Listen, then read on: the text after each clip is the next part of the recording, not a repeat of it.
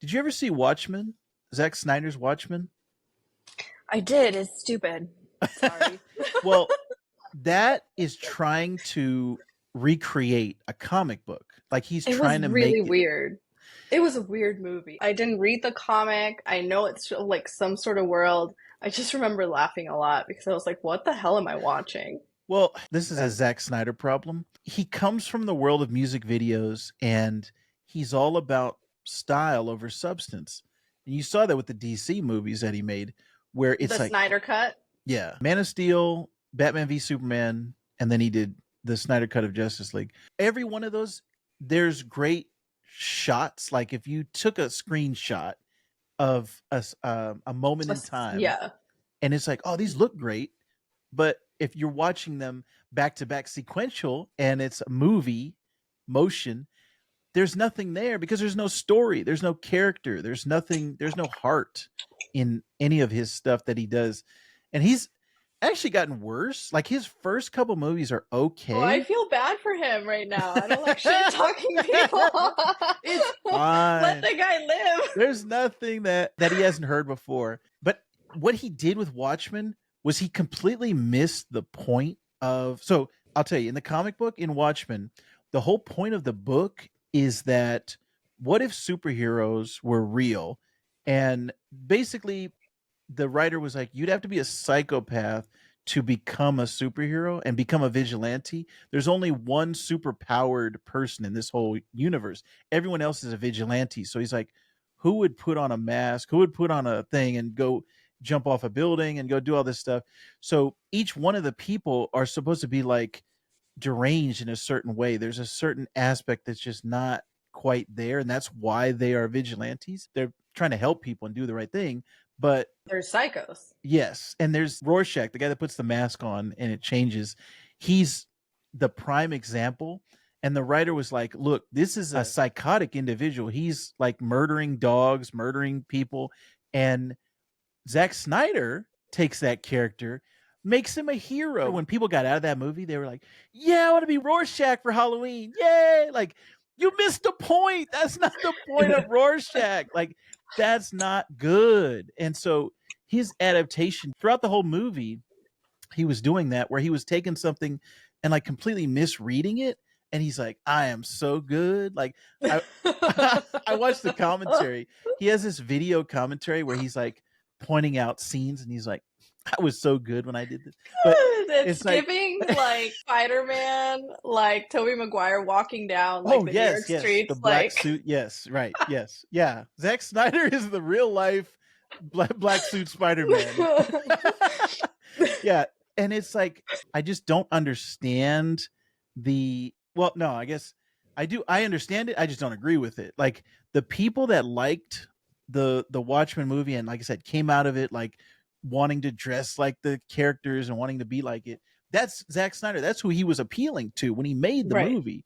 But if you read the comic and you analyze it, Watchmen is one of those comics that you'll get a different interpretation of it every time you read it. Like there's always Mhm. new stuff that you're finding in it. And that's why that comic is genius. But the adaptation just did not land. So I'm wondering, is it just a problem with adaptations in general? Like you can't do a really good adaptation. Do you think that's a safe thing to say I in think general? that there has been no adaptation that's going to hit the same emotional, like, I don't know, spots that you Hmm. had when you first encountered this IP. Like, whether Right. it was like childhood TV show, a book you read, when you see it, because it's like there's one author or there's two creators, but then Netflix or Hulu or whomever grabs it, and there's like too many cooks. Right. Right. There's too many cooks. There's the executive that's going to say, needs more cowbell, like, I don't know. Yeah. And then it just, too many cooks. They take something that was really cool and they give it the Hollywood treatment. And sometimes it just misses the mark. I think with Avatar, didn't the creators like dip out? Yeah. There was a So period. Yeah. what would happen if they actually like from start to finish, had the creators have a very big, like prominent role in this adaptation? Will we get an adaptation that like really satisfies? I don't know, because that's never happened. Hmm. But I think that if the original creators were involved, like if that guy that did Watchmen was, Yes. literally by Zack Snyder's like little ear being like, dude, that's not the point, what would have happened? Would he Right. have Well, listened? you know what's funny about that is, so that guy, Alan Moore, he hates Hollywood, and it's because he had number of his works translated. They all turned out terrible, and at some point he was like, "All right, I'm gone." And Watchmen, he was already at that point. Like, he didn't even want it to be made, and this Mm-hmm. is a whole nother story. DC screwed him out of the rights to the book. Like, he Oh, created it. DC kind of sucks. And DC was like, okay, actually, you know what? This is a really good story. Let me tell you this real quick. So DC, they told him, right now we own the rights to this book that you made, and you created all these characters, right? And as soon as it's out of print, so it'll do its initial run of like Mm-hmm. a year or whatever. As soon as that book goes out of print, then you get all the rights back. So he was like, okay. And he signed the contract. DC has never stopped printing Watchmen to this day. This is 20, 30 years later. And Oh, that's Alan where Moore you're is like, like, you need a lawyer, man. You need a lawyer. that contract he signed was not good. But it's just crazy that DC would do that to him as a Mm-hmm. creator. Like, that just, it makes Well, me, it's kind of like the big corporations versus yeah, the little guy. Like, right. Yeah. yeah. You hit on a good point. Like, when you have an individual creator, and that's what a lot of comic books are, either just a writer and an artist. Like, basically two guys are collaborating. You have sometimes you have a colorer and a letterer, Mm-hmm. but for the most part, it's like two individuals. Sometimes it's just one. The same guy who does the artist who writes the story. Mm-hmm. And you take it, give it to how many executives in a movie studio, how many, in a TV show, like how many people are, how many cooks are in the kitchen, like you said, and you just lose something Mm-hmm. taking that person's original vision and saying, okay, I'm going to appeal to the masses. Here's all the notes that I have. Okay, change this because the people in Iowa don't like it. Like, it's like you're trying to appeal to this mass audience instead Right. of like, okay, this was his original vision, this was his original art. If you like it, you like it. If you don't like it, you don't like it. So I think that's a very good point. And adaptations, it's just very difficult if you don't have just the original creator, being, Mm-hmm. let's say, the director or being the Right. person in charge, then it's just very difficult to do that. Now, they also did a Watchmen TV show on HBO, which I thought was really good. And that was because it was not an adaptation. It was not the exact same story like Zack Snyder did. It Mm-hmm. was set in the future, and like, oh, what are the ramifications of all the things that happened in Watchmen? This Right. is the future. So, Well, and that's what I'm saying. Like you take what works, the IP, the story, the world, and you create something new. Detective Pikachu. I will say that forever. It's like it was great. I was like, great. This isn't hurting my soul, like because they did it wrong. This is giving me something new. Whether you like or don't like Ryan Reynolds, the movie is good. But to your point, how well does one creative thing translate to different mediums? And this can work for anything. Like, how do you translate a book to screen without screwing it up? There's always going to be things that are, Harry Potter. There's things that people are like super upset that never happened in the movies, but it's like the book is big and you have to condense it, right? Or like taking a comic and making it a book, a TV show, a movie. Like, how can you really translate all these things to different mediums? Like, how do you take a painting and translate it into music? Can you do that? Will it satisfy? Don't know. Then take that same thing and translate it into watercolors. Like, now I'm getting very hoo hoo, but that's the point. It's like they're completely different mediums, completely different, but they're all a canvas for storytelling. So it's more like take what you like and leave what you didn't. Take it for yeah, what it is.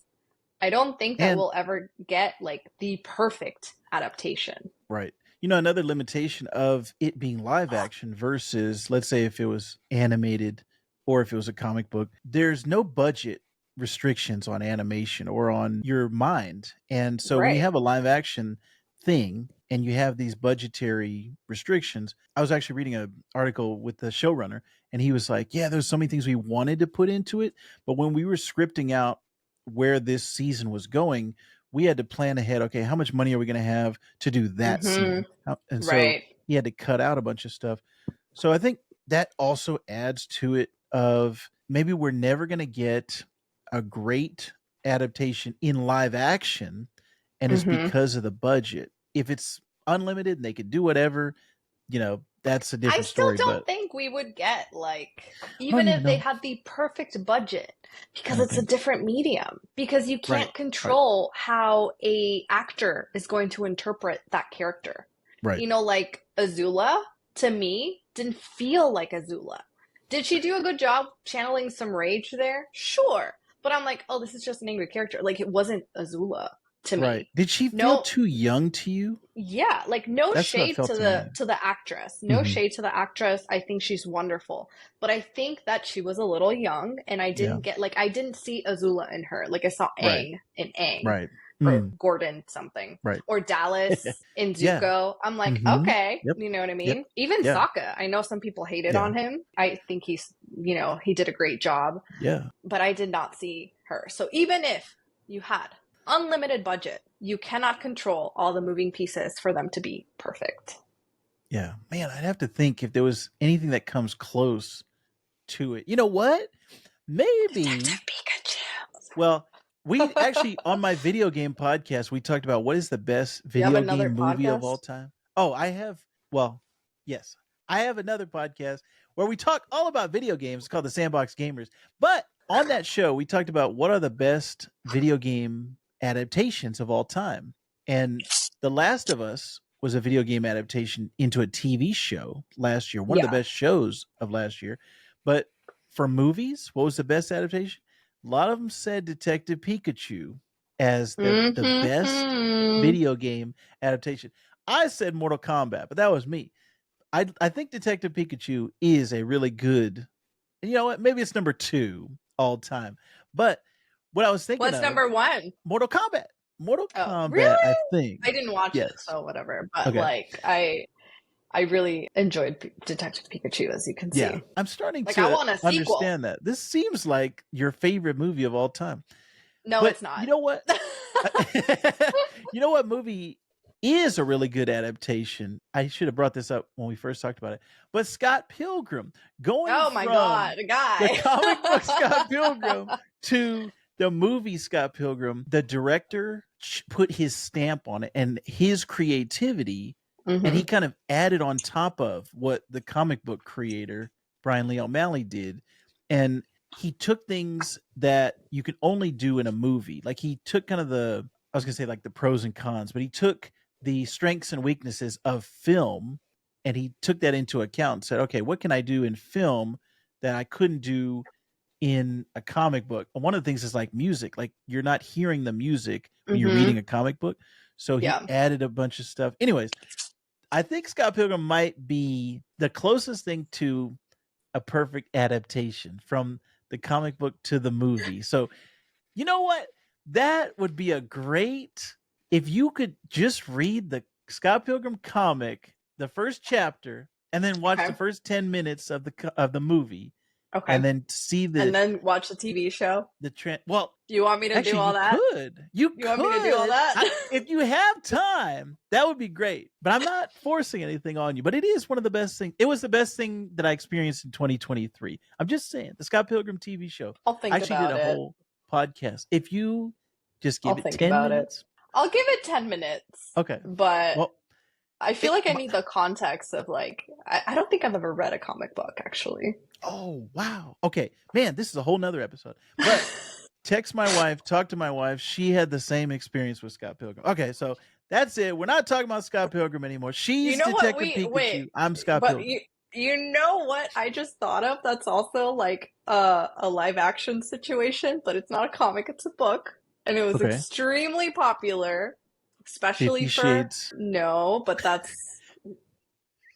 uh, but close. You're getting Okay. close. I'm trying to think what I can't think of anything. And an actor from it was also in Avatar. I said it at the beginning. Oh. Wait, the Avatar movie. Oh, okay. The Shyamalan. Oh, the Twilight guy. Twilight. Yes. Twilight is book to movie. Oh. Yeah, to movie.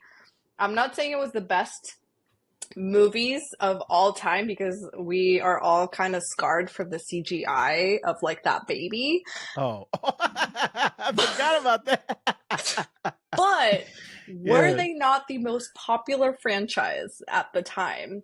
And everyone was really happy, I think, with the adaptation, with getting these characters off the Yeah. page. Right. So I'm not saying it was a success in terms of effects or storytelling or anything, but I think it was a success for the fan base. Okay. I All mean, right. to the point where there was videos of people crying when the Right. two actors that played Bella and Edward, aka Kristen Stewart and Robert Pattinson, broke up.